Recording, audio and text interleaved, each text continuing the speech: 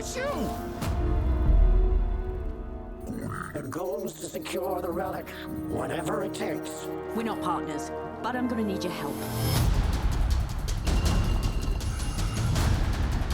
Remember Addy? Challenges make us grow. Bounty accepted. Hostile! Go! Go! Blast a couple for me.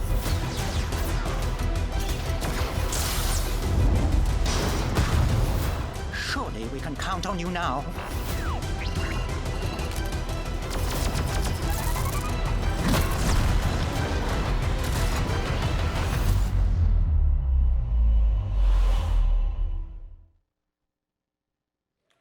So amazing, right? Amazing, amazing. So I am, as Amanda said, Holly Fry. I could not be more excited to be here. If this would have been the one panel I tried to get into, so I kind of lucked out. I get the front row seat. I am about to be joined by the amazing team that put this incredible experience together and enriches my life and probably all of yours if you're sitting here. So if the illustrious herd would like to come out, we are going to start with Mark S. Miller.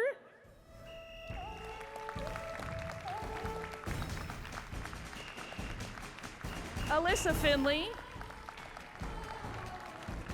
Marissa Martinez Hoadley, yes, Ross Bealey, and familiar probably to all of you, the incomparable Matthew Wood.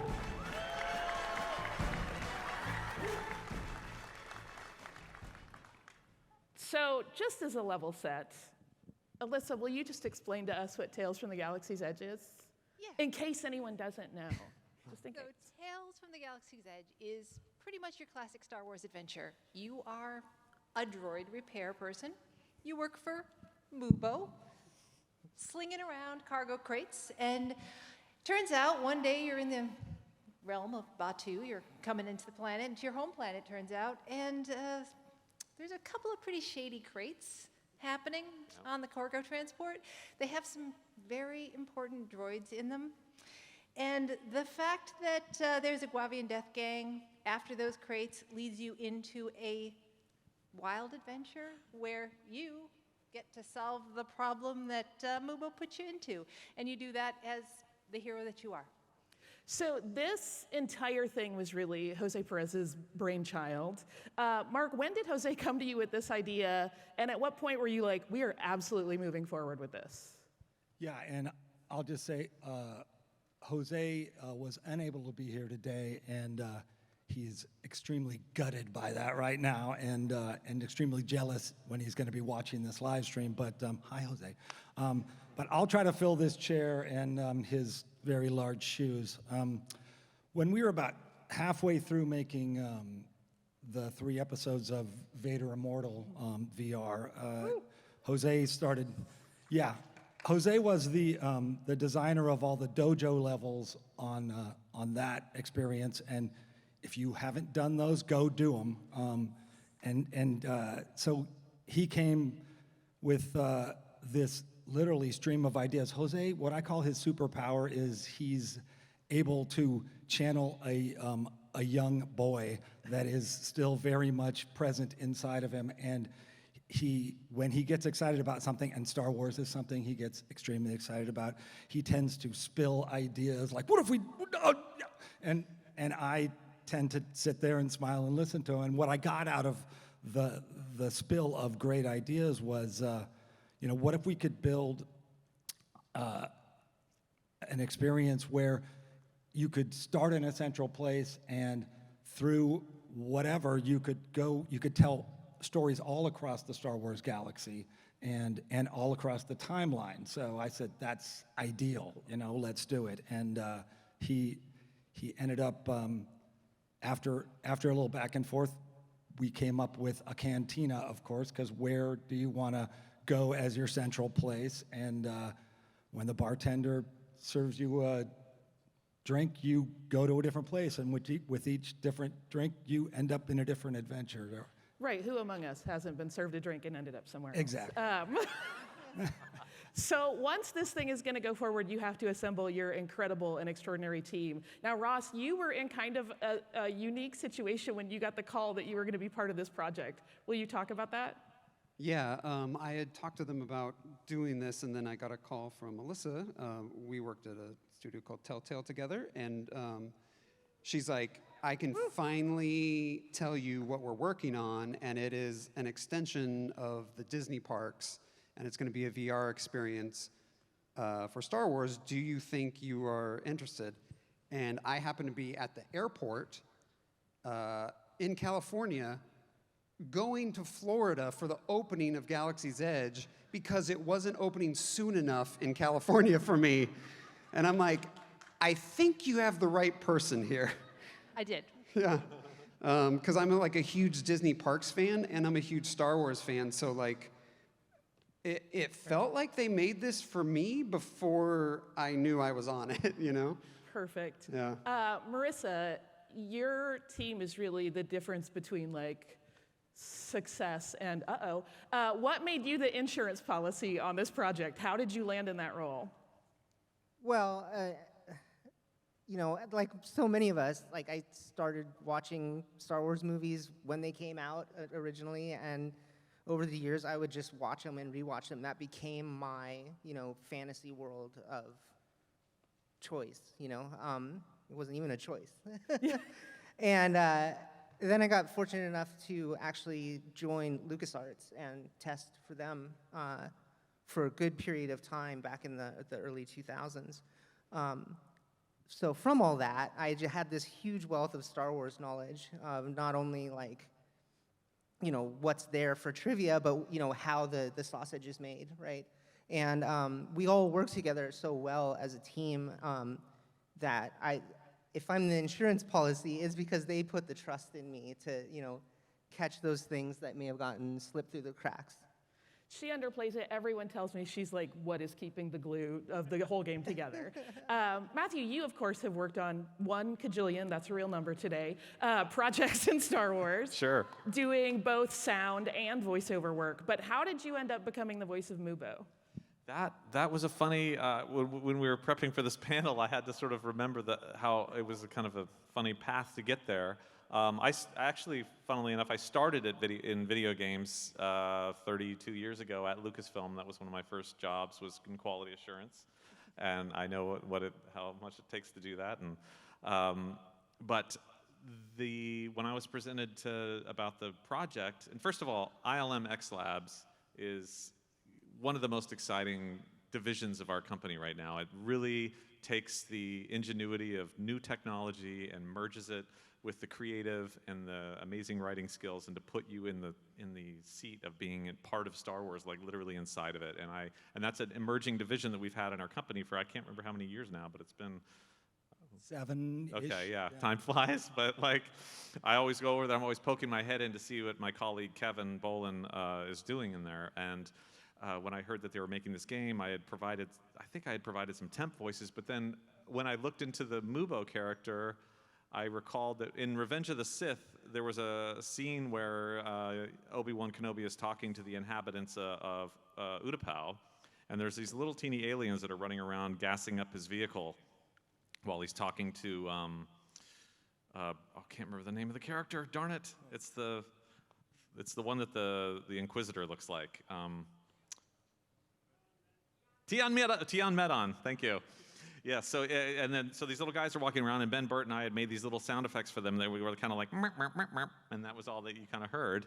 And so when I got called by Disney Parks to come in and do some voice work for them, and it was a whole plethora of things that were going to go into Galaxy's Edge. And so my colleague David Collins and I went in and started providing all these voices, and one of them was for the Droid Depot voice, and it was going to be an Utai. Is that what they call it? Yeah, the Utai alien. So I was like, I played one of those in Revenge of the Sith, and so we kind of riffed on that kind of thing, but we did it with language, and some of that ended up in their interactive experience there. So when it came around to do Mubo, it was like, well, yeah, sure, I voiced that. I voiced those kind of characters, but now he's speaking English with some amazing lines, and it was going to be an interactive experience.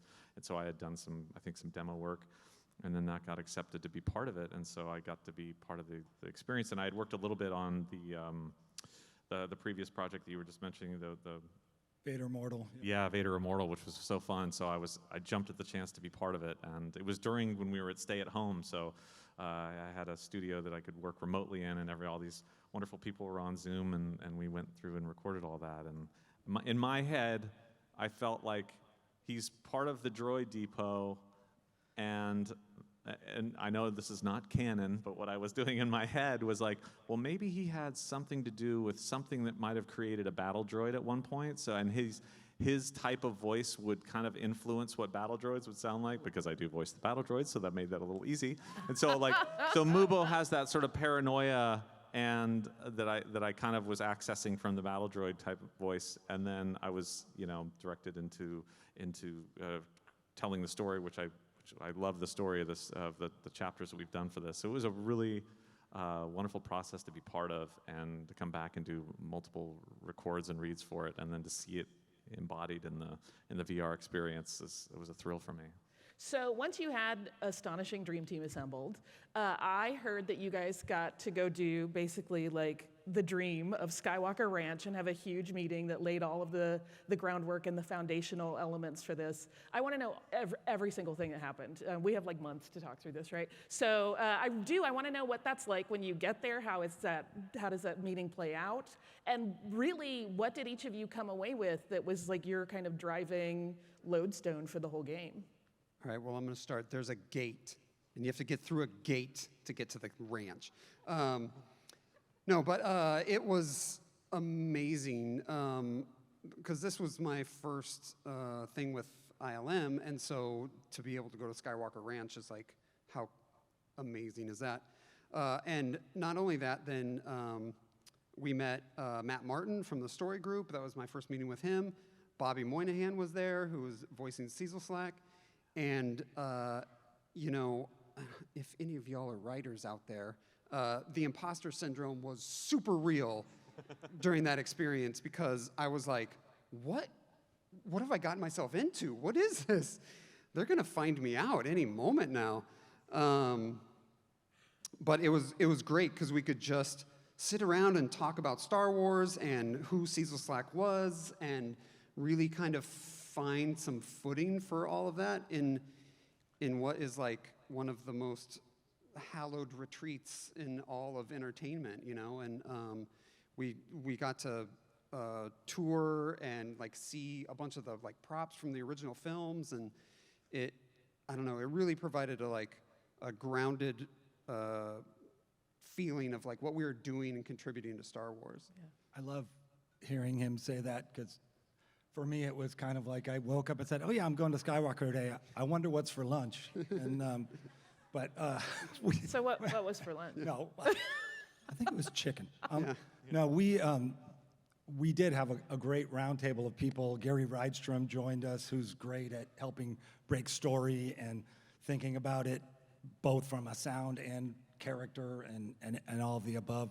So we kicked things around and got to know Bobby a little bit too, so great day.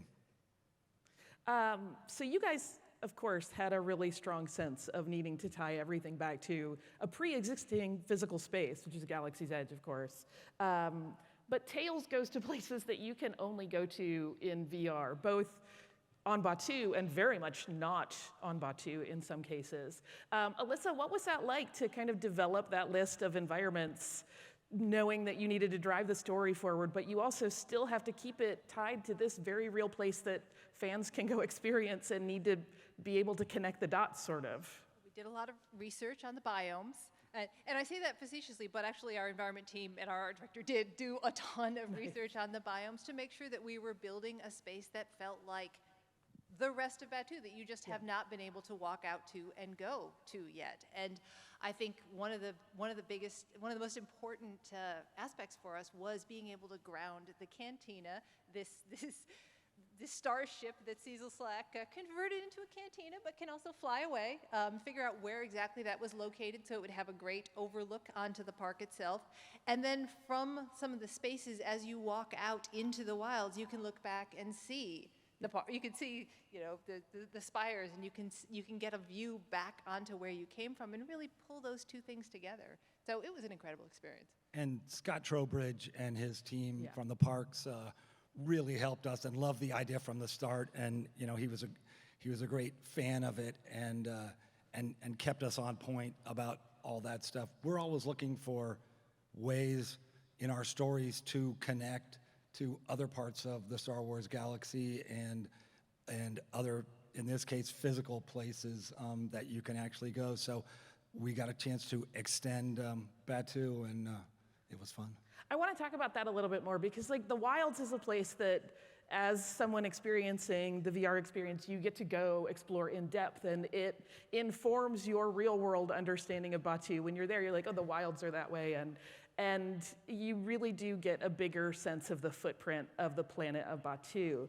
But there is also a lot of really expansive stuff that we didn't see before. So I wonder for Marissa, when that happens, when you're expanding into a place that doesn't exist, we're not really directly referencing something we've seen before in a film or in the park or in any of the other material, how do you approach that from a QA perspective where I know your knowledge is encyclopedic, but you're now kind of looking at tone for completely new things?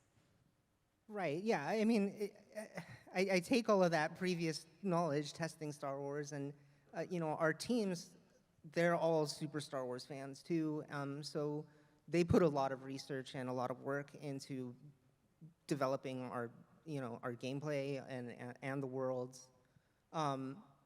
So, I bring that as well, and then, just look to make sure that we're not missing certain things, like, oh, are the scan lines on the holograms, horizontal or vertical in this period and era? Should we change them?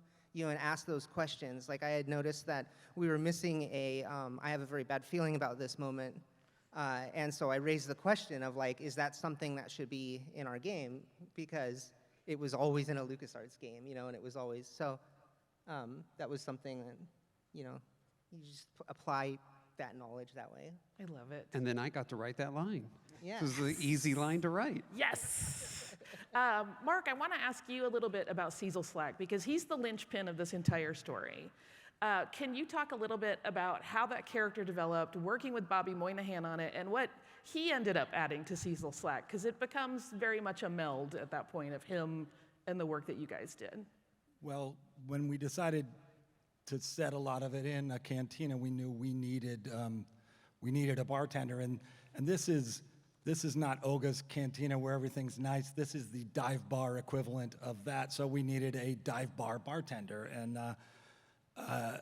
when we were doing the Chicago Star Wars celebration, I forget what year that was. 2019. 2019. We were out there doing some demos for Vader Immortal, and Bobby had come by and done our demo, and we met him, and he said, I can't believe Maya got to do this. I can't believe she's in your thing. Why am I not in this? I want to be in this.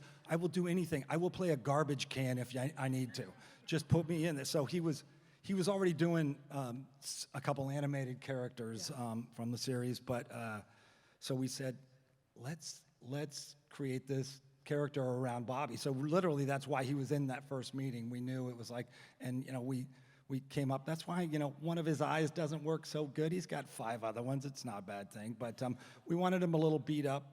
And even on that first day, Bobby started doing a couple voices, and then he kind of got into one, and we looked at him and went, that's probably the one. And usually you do a bunch of test records and stuff like. But he nailed it at the table, and then it just made this huge, imposing guy behind the bar very much more accessible than he should be, and so he can be your buddy very easily. So that was fun. Matt, you're in this interesting position because Mubo existed in theory before this. Yeah. Right? Did you guys know that if you've eaten a Ronto wrap, it's because he programmed that droid to roast meat? That's what's up. Similarly, he reprogrammed DJ Rex. So it's a character that has existed, and some park visitors might know about it, but we had never seen him. We had certainly never seen him speak. So I wonder for you, what's it like to go into a character where there's established lore, but there's also an oddly blank slate? Yeah, I looking at the images is always incredibly helpful. So that was wonderful to see how he had been put together and the detail there. And then also, I had met Bobby also at that same convention, and he was like one of the first. He followed me on Twitter, and I was like, "Wow, Bobby followed." And before I met him, and I was like, "Oh, he's a huge Star Wars fan." And then when I met him at Celebration, that's all we talked about. And so when I heard his voice and what he had done, I thought that it would be a great juxtaposition to have Mubo. You know, Seezelslak is so imposing. I wanted Mubo to kind of like, you know, hover around that in a more higher register voice, which is always fun to do. And I try to draw upon the knowledge I've got of Star Wars, and as most everybody here, I'm a huge fan of it myself. So being part of that is always, and also the enthusiasm that comes from the creative team back. Even when we were done doing this remote over the virtual Zoom, it still was there, and a lot of smiling faces and a lot of script. We could update the script, and there was a lot of like live updates. So we were doing things together to sort of cater to what we were doing, and you just go with your gut. And that was, I just wanted to work. Knowing that I'd be with Seezelslak, I just wanted to work in that zone so they could complement each other, audio-wise and character-wise. Seezelslak and Mubo are not the only new characters that mix in this, with a lot of classic characters that we all know and love. But I want to know, from a story standpoint, how do you balance, we're going to add in a bunch of new characters for fans to fall in love with old characters that they are already in love with? How do you walk that line? Well, I think it's all about, it's all about the story, right? It's all about what Ross is crafting and what the team is crafting to put together something where, you've got you've got you, and then you have something that you're after, which is a couple of crates filled with a couple of very enticing droids. And then on top of that, there's got to be somebody who wants what you want, and that's Tara Rasheen. So you get to the point where you're like, now we need an antagonist, and we need I don't know, how about a Guavian Death Gang pirate? How about that? How about the captain of the Guavian Death Gang pirates? And once we had her, we talked to Deborah Wilson about doing her voice, and boy, did she bring it to that character. Boy, did she bring that character to life. So I think it's really just about looking at what are the aspects of the story, who's doing what, and how do we put it together into a delightful mix. Yeah, it's also like, timeline of stuff of like the characters that exist in that timeline and who would still be active and stuff like that. But I think it's just kind of comes down to your gut about the balance of it, truly, of like, you don't want to, you want to say your own thing, but you want to have the touchstones at the same time. Yeah. Your gut and great writing and great acting. Deborah, as you were saying, knocked it out of the park. Deborah really, smashed that, and really brought some kind of extreme villainous lines to life, that otherwise would have been maybe a little over the top for some other actor, but she just like crushed it. One thing that's amazing in talking about all this voice work is that, when you're in that experience, you're playing and it's incredible and you're exploring, and then you hear Frank Oz. Mark, what was it like to work with Frank Oz and have him come in and do VO on this experience? What was that entire process like? Saying he came in and did VO is such a small part of it.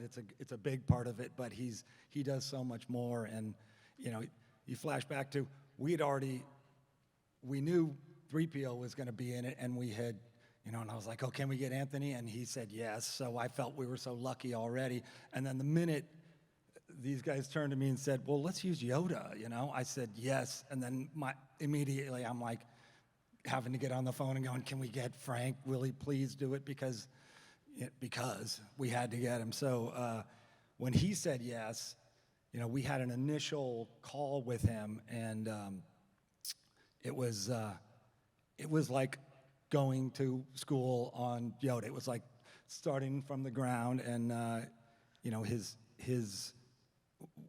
we had our animation soup, and we had a lot of our core team on that call, and it was a Zoom call, of course. And I just remember looking around on the screen of all the little boxes, and then he went from, we were just talking in general, and he was talking about Yoda, the word that describes him is struggle, because, he's old and he's been through a lot, and he needs to move and talk like he's been through a lot, and that has to be in the performance. And then he then jumped into the voice, for example, and everybody in that whole, all 10 people on that Zoom call, I just saw all their faces just like light up. You're just going like, he's gone from this, regular guy on the screen to like boom, and everybody's like, I'm sure he was looking at it and going like, calm down, I'm just, this is what I do. But for us, it was all this super special moment. Speaking of super special moments, though, Ross, you found out that you were going to get to write for Frank Oz and Anthony Daniels for characters that you loved deeply. Did your inner child lose his mind? Yes, lost all sorts of minds. It's really it's still a weird thing when you say that. I'm like, no, I didn't. No, Frank Oz? No, that couldn't be possible. But it's amazing because like, you hear Yoda so often, but like you never, I don't know, to try and actually express new things in the Yoda voice with the Yoda syntax and all that stuff is like, it's actually a weird balancing act, that like it's a tightrope walk. But Frank was amazing in like kind of like guiding us through that, and some of the lines were, he would nip and tuck here and there and just really dial it into that like true Yoda essence, and that was amazing. And same thing with Anthony. When I learned that, I went back and I reread every single C-3PO line in all the scripts. Like I found them all online and I reread them, and it struck me on how like cutting C-3PO is in the original trilogy a lot. He's like he can be he's just like very curt with R2 a lot. Snippy. He's very snippy. Yeah, snippy and snarky and like all those like really wonderful things. And so I was like, ooh, I'm gonna try and bring that back as much as possible, Yeah. And when we got on the call with him, he gave me, I think, maybe one of the most like profound compliments I've gotten in my career so far. He was like, I didn't have to rewrite these very much. And I was like, nailed it then. Perfect. Having Matt on our team, we were very fortunate too, because he has experiences with both Frank and Anthony before this, so we'd be able to, instead of doing these cold things, you'd at least be able to get on the screen with them and then go like, oh hi, yeah. So you're the bridge. yes. Yeah, that was fun for me, Frank, and it's a testament to the show too, because certainly Frank and Anthony, we could have had sound-alikes do it, but they both wanted to be part of it. They both loved the script, and when we came and we did the recording, I've worked with Frank and Anthony a ton of times, and so it was just great to have immediately off the bat. I remember during the recording session, Frank just cut the tension by like completely insulting me in the first 5 minutes or something, because he's always like, good to meet you, nice to see you again. I don't know why Matt's on this call. Matt, you got to hang up, but he just likes to cut the tension with humor, and he's such a humble performer, and he's so multi-talented in many ways. He's a director of some pretty amazing films. He produces some great work on Broadway. He's been part of Lucasfilm forever, and George Lucas and him are contemporaries, and to have him be part of it, and to the instant gratification of being able to act and try to push story forward with your voice, and he certainly dove into it, and he's so humble. He's very self-critical about the line, so if he doesn't feel it's right, he'll be like, oh, that was terrible, and you're just sitting there in awe of this character, like we all are. We all grew up with Yoda. Everyone loves Yoda and 3PO. So to be part of that experience, it is always surreal, because I'm sure we're the same generation. We both grew up with this in our DNA of Star Wars, and now to be able to participate in it in some form that's going to be creatively made and out into the zeitgeist, into the public for people to see is amazing. It feels like you're giving back in a way. Yeah, I always just think like, because I was a child sitting in the theater watching Empire, and like to think that if someone would have told me, hey, 20, 30 some years from now, you're going to write lines for not only just Yoda, but the person who's actually voicing it in this film, is like, I still am like, that probably didn't happen. This is a fever dream of some sort right now. Love it. Speaking of fever dreams, though, Marissa, you walked Frank Oz through, like, doing a VR experience remotely. Nerve-wracking? I mean, if it's nerve-wracking, it's because I just brought that with me to the experience, because it's my job Only what you take to with you. expect that if something's going to go wrong, it will go wrong, right? But, you know, like Matt said, you know, he cuts the tension, and he's very welcoming, and I was just blown away, because usually my position is very behind the scenes, you know, working with the development teams closely, but I never really tend to meet the acting talent, right? And so to be there with Master Yoda, you know, and see him, well, to be there with Frank Oz, actually, and to see him looking at a digital representation of Yoda moving around and acting around right there in front of him, and he was leaning in, you know, looking at from every angle, and just like really appreciative of the work that we had put in, at how authentic we stayed to his, you know, expectations of what Yoda should be, and Most charming thing yeah, ever. it was really cool. One more thing I'll say to that is that Frank, I think he considers Yoda to be an actual being, a person, and he's embodying that. He's been given sort of the privilege to be able to be that vessel for that character, for what George Lucas created.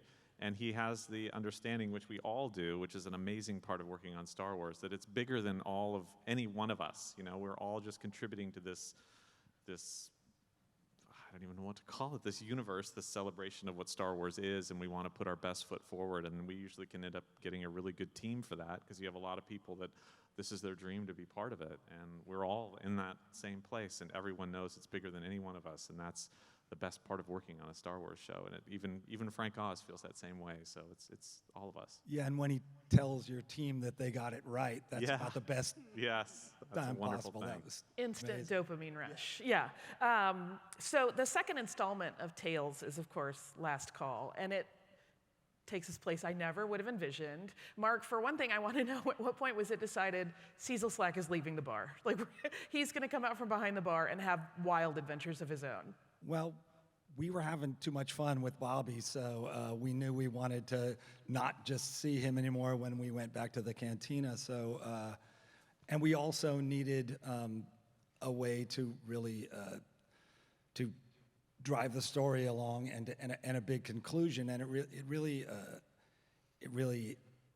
hammered the stakes way up to all of a sudden open that door and not seeing him for the first time manning the bar. Manning's the wrong word, but he was, you know, to then know that you had to go help him and that he was in trouble and that you're going to go on a quest to actually save him, really broadened the appeal for everyone, because you end up being buddies with him. You already love him by that point. There are a lot of new characters in this, but one thing that I want to go to is talking about a character visitors to Batuu know really well, in theory, Doc Ondar. But if you go see him in his den of antiquities, he's not very chatty at all. Whereas in the VR experience, you almost can't shut him up. What was it like to actually find his voice or voices? Ross and Alyssa, like, how did you develop that? Well, Ross speaks fluent Ithorian, so we started with that. No, I mean, actually, we had the voice because Corey Rouse, who does the voice in the parks, does the voice, and knew what Doc, both himself and his translation droid would sound like. But in terms of fleshing out that character, I think Ross can really speak to that. Yeah, I mean, Doc existed in a few comic books, and I think one of the novelizations of Black Spire Outpost before, but it was very slight, so it's kind of the same with the Mubo, where it was like, you have this idea, but it's kind of blank slatey. So we really, the goal was really to like round out the character as much as possible, and you know, story group helps a lot in that, and you know, you kind of pitch out ideas and you hone in on one, and then you know, we decided we wanted to fill out his backstory a little bit, because it's like, well, okay, he landed on Batuu, and then what? you know? And then how did he rise to be what you see in Black Spire Outpost? Like he has this whole den of antiquities and runs that scene. So we gave him, you know, this early partnership that went sour for, you know, some character reasons that we felt were really strong, and gave him a little bit of learning in it, and which I really like, because he can then, in that scene that he finds out about the object that Deke had taken from him, he tries to pass that knowledge along to Lens right in that moment, and you know, stuff like that just gets my writer brain going, because you're like, ooh, and this person can do this thing, and then they grow, and they're trying to make this person have their own arc. So it was very fun, and Corey was very appreciative that we kind of really fleshed out Doc a little bit. Plus, I mean, it's so cool having an Ithorian Yes. in your scene, right? I mean, it's one of those things that makes it have that classic Star Wars feel, because it harkens back to the first time you saw an Ithorian in the Cantina, right? And so it's just great. And I totally want to have his translator droid like on my desk with me while I'm at work. Yes, like, please. We need a prop of that.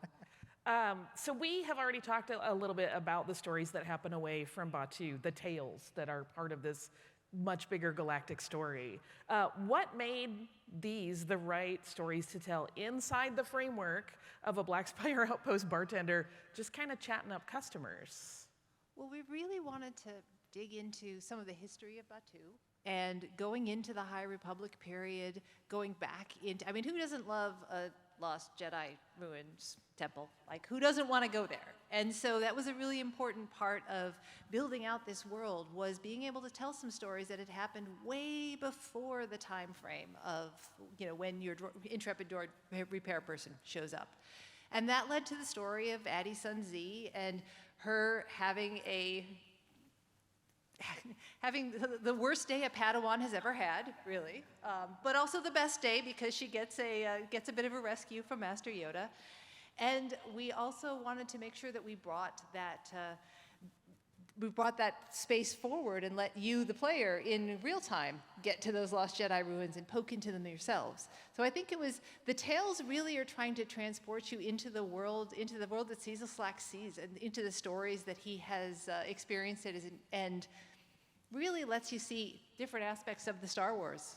Yeah, that was something that Bobby really brought to it, is that Bobby is a fan of Star Wars, and like Seezelslak is also kind of a fan of Star Wars in a meta way. Like, he just loves retelling the stories that he's heard and he's collected through his travels, and it's just such a great narrative device to be able to come into a bar and then get the boodaloot doodaloot, and now you're somewhere else as I'm telling the stories. Like, brilliant, and that is, you know, what Jose envisioned in the beginning. And in the Bounty of Boggs Triff, you know, as the person experiencing it, you become IG-88, which of course is voiced by Rhys Darby. And this plays out a little bit differently than some other parts of the story. So I'm wondering, for Marissa, can you give an insight on how you approach looking at those and kind of evaluating them when it's so different tonally than the rest of the experience? Like, do you shift gears, or is it pretty much the same thing, you just put on a different piece of your encyclopedia module? I never shift gears. I'm always like full tilt. But in using, you know, the concept of tales, it means that we were able to actually change the gameplay in significant ways from just the main story that was going through. So yeah, you have to adapt your testing methods to adapt to those tales as well. But, you know, where am I going with this? I mean, I think one of the things that being in the head of a droid gives you is, like, what is that experience like? It's a whole different UI, literally a UI that was created to sort of give you that experience, which you then had to make sure that we got right at every possible detail, right, of which there are many. And being like a big tech head, like, I love the concept of having a HUD. I want a HUD in real life every day. So being able to use that HUD in the game, it was cool to see it come alive. It feels really neat in VR. Yeah, and I just want to give a shout out to Ian Bowie, who is the designer on that, who he and I worked a lot together on bringing that building that experience, and it was his brilliant idea that we should get another Kiwi after Taika voiced IG-11. Yes. That we should get another Kiwi for ours, and that's how we got Reese, and it was just chef's kiss. Yeah, and IG-11, you know, really inspired all of us in this room, I'm sure, what we saw on The Mandalorian. So Ian came with the idea of like, hey, you know, let's use IG-11, and we're going, no, we're going back to the OG IG. We're going to 88. There's a lot more story we can tell there, and there's a lot of places that, a lot of holes to fill there. Yeah. So that was Yeah, and fun. even just to the point of the structure of Tales, it's like, when you think about, like, okay, well, IG-88 existed for a long time. Where can we put this? And you're like, what if it was like right before he got the call to go to the deck of the Executor, you know? And so that's where the call from Darth Vader comes in at the end, and it's like, again, just like how fun to play in that sandbox, and you know, to write lines for Darth Vader is crazy. The dream. Yeah. The Tales are really interesting because they also evidence a pretty spectacular balancing act that your team has achieved. Because something like the Bounty of Boggs Triff is intense, but then you have, you know, another that's essentially meditation. How did you decide kind of what levels to slot all of your Tales at to make sure that balance plays out? I think it's a little bit of going from your gut, but the Tales structure allowed us to walk those lines. It was like the Sacred Garden with Addie and Last Call was, you know, such a cool thing to get to even just think about, you know, because we see a lot of Padawan to master stories, but not as many like master to Padawan stories, and especially when you start to think about what had happened to her in the first installment, and like what would that do to you in your psyche. And so we kind of got to play around with the like her insecurities of taking on this Padawan and the responsibility of it, because in her view at the beginning of that story, her master almost like let her down a little bit, and that can, you know, like how does that influence your teaching style, and you know, especially if you have a Padawan like Nua, who is really asking you some pointed questions. I want to go back to the main droid repair tech story, because that last segment of that story takes us to a First Order facility. At what point in development did you guys realize that, one, we need a heist and a rescue story that involves some disguises, and two, when did you realize, like, oh, we're having a mission that goes to a First Order facility? I think it was always planned that, you know, that the First Order was going to be the big bad. It just made sense in that timeline. But it was originally just a First Order base that they were secretly building there.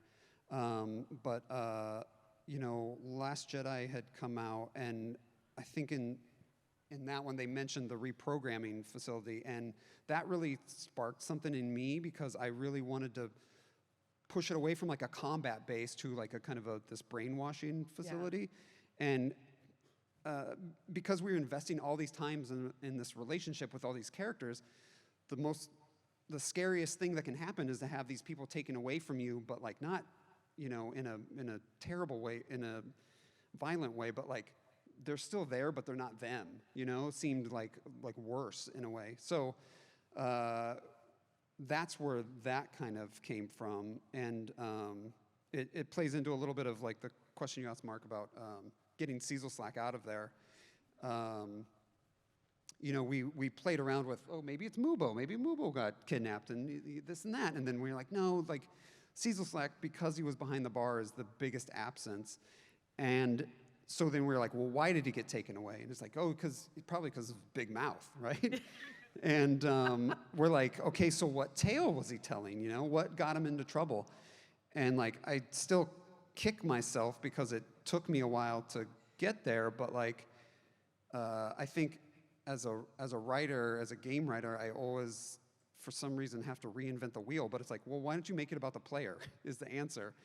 And so, and it just fit so naturally that the droid repair tech person would be building such a legacy in this world that tales of them scared the First Order because they were standing up against the First Order. They would stand up against anybody, you know. And so I remember like messaging Jose that, you know, like, I had a crazy idea. Would you think this would work? And he's like, that is absolutely what we should do. And then soon after that, it was like, oh, and then that should be a replayable tale that, you know, because it just makes sense that Tales from the Galaxy's Edge, you end up being part of the legend. And it just worked out so great. And from the start, when I think Jose had the idea of, you know, what if we could, you know, who doesn't want to disguise himself as a stormtrooper and sneak through a First Order facility? So we're all like, yes, please, I'll do that. So the great moment when you're playing through, when you open this crate in the picture here, and you realize you get this helmet and the gloves, and you're like, yes, when you put it on and look down, you're like, I'm a trooper now, and you can choose to, you know, sneak your way through there or kind of run your way through there. So. Right, all of the style, none of the moral trickiness of being a bad guy. Alyssa, I don't want you to give away too much of the end, just in case anybody hasn't played through the droid repair tech story, but there is a wrap-up to it that is so much in line with the DNA of Star Wars in terms of this idea of found family. What made that, for this team, the right way to wrap up that incredible story? I mean, first of all credit to Jose on this one, because this is the 10-year-old Jose telling the story of his dreams, and the story of his dreams has to end this way. But one of the things that happens in Tales is that you start out by yourself and you end up with a group of friends. You end up with a group, you go on a journey and you do some hard stuff and you face some obstacles and you surmount them.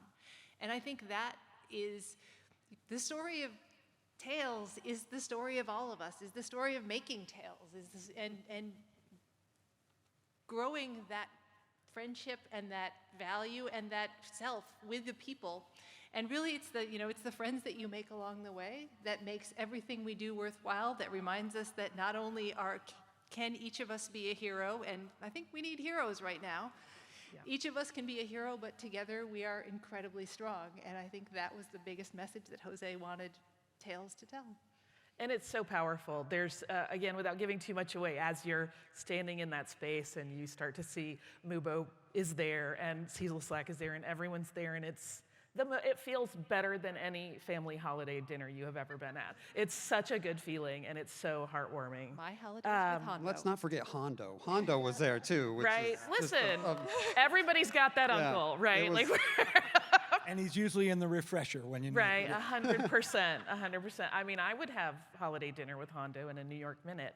I feel so lucky to have gotten to have this conversation with all of you because, like I said, I would have tried to get into this panel if I were not hosting it. So, Tales from the Galaxy's Edge and Last Call currently available on the MetaQuest store. And if any of you are lucky enough to either live in or be visiting Orlando, Florida between now and July 21st, I got that wrong, you can head over to Disney Springs and you can do a preview of it if you haven't done it yet. That is at the MetaQuest virtual reality experience featuring Star Wars Tales from the Galaxy's Edge. If you want more info on that, just go to disneysprings.com/MetaQuest and you'll get all of the info.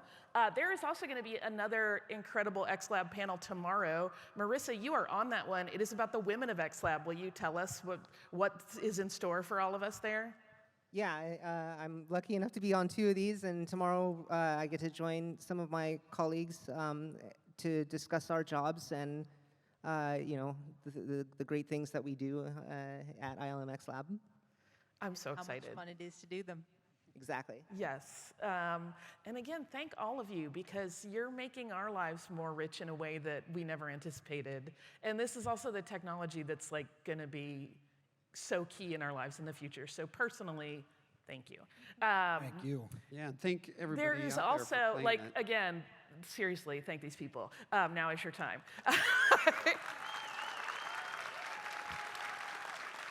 It's my heart. It's so good. There is also a poster giveaway. You can pick up your poster for this, how cute, in Hall E from now until the end of the day, which the show ends at 7 p.m. today. You should have gotten a ticket when you came in that you can redeem for that. If you did not get that ticket, grab it on your way out. They will have it for you, and you can get your poster. Once again, thanks to all of you. Thanks to all of you.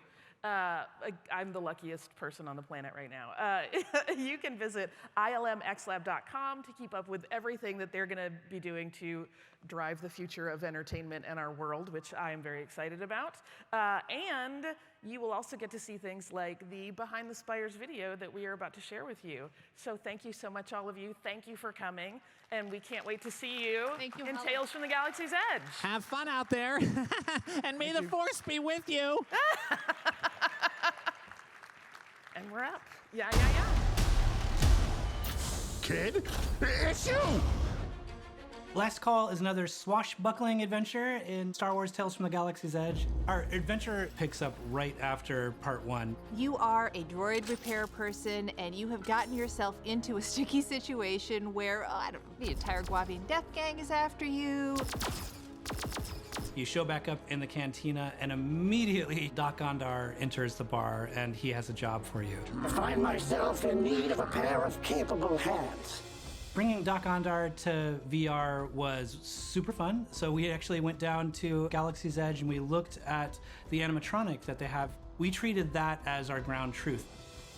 Batuu has its own backstory, and it's all based off of what is happening in the parks. And then we just take that and expand upon it. So once you play the experience and you go back to the park, you can sort of think, okay, over there in the experience, that would be where those ruins are. Some of the new environments that we have are the Lost Jedi ruins, so it gives it a little bit more of that Indiana Jones vibe combined with Star Wars, which is really cool to see. Never too old to be a student, that's what I always say. We had learned a lot from the first outing in Tales from Galaxy's Edge, and we really wanted to make sure that players, when they went through this time, were going on more of a roller coaster-y adventure.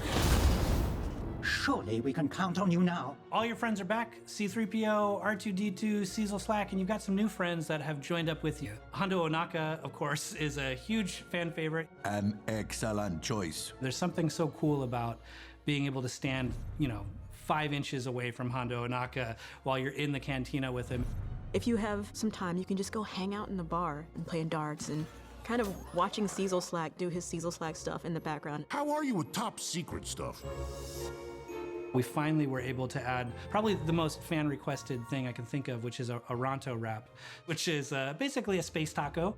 There's a fun little drum set in there called the Chromarimba.